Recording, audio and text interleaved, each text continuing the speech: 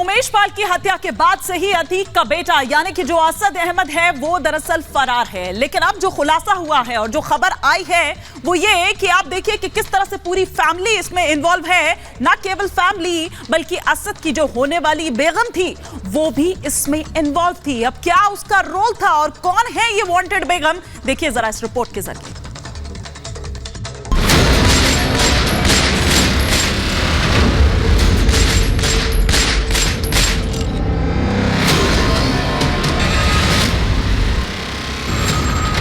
Mafia खानदान में शादी की तैयारियां शुरू हो गई थी। दूल्हा दुल्हन भी निकाह के लिए राजी थे, लेकिन इन वक्त पर सारा खेल कैसे बिगड़ गया।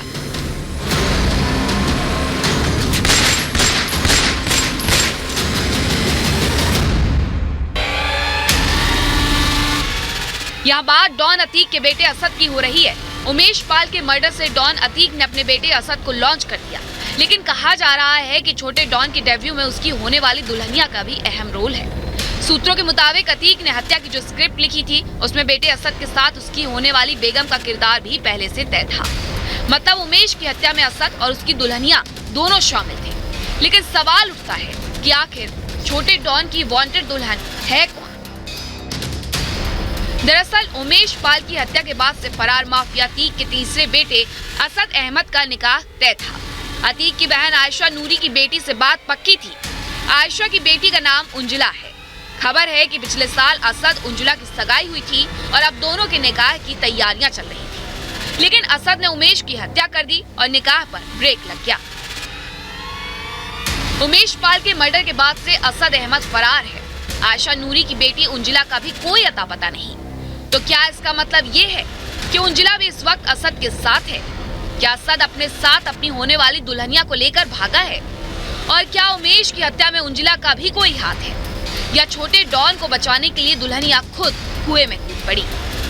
असद और उंजुला के निकाह की बातचीत अतीक और अखलाक के बीच हो चुकी थी, लेकिन हत्या में असद का चेहरा बेनकाब होने के बाद से पूरी कहानी ही बदल गई थी। खबर है कि असद के फरार होने के बाद मेरठ से अतीक की बहन आयशा नूरी भी पहुंची थी। असद सुरक्षित फरार भी हो गया था। असद के फरारी के बाद कौशाम्बी से पुलिस को आयशा नूरी की लावारिस कार भी मिली थी। अब असद अकेले भागा था या फिर उसके साथ आयशा नूरी और अखलाक की बेटी उंजुला भी मौजूद थी, इसका पता लगा पाना तो मुश्किल है। लेकिन इस वक्त असद पर 5 लाख का इनाम घोषित है। प्रयागराज पुलिस ने उंजुला को भी वांटेड घोषित कर दिया है। असद की दुल्हनिया पर शूटर्स की मदद का आरोप है। उंजुला पर सबूत मिटाने का भी इल्जाम है। आयशा और दोनों बेटियों पर जल्द इनाम घोषित हो सकता है। उंजुला के पिता अखलाक गिरफ्तार हो चुके हैं। अखलाक ने शूटर की मदद की थी। यही नहीं, वे गुड्डू मुस्लिम से गले मिलते दिखे थे। मतलब उमेश पाल केस में डॉन का पूरा परिवार घिर चुका है। Bureau report, Republic Bharat.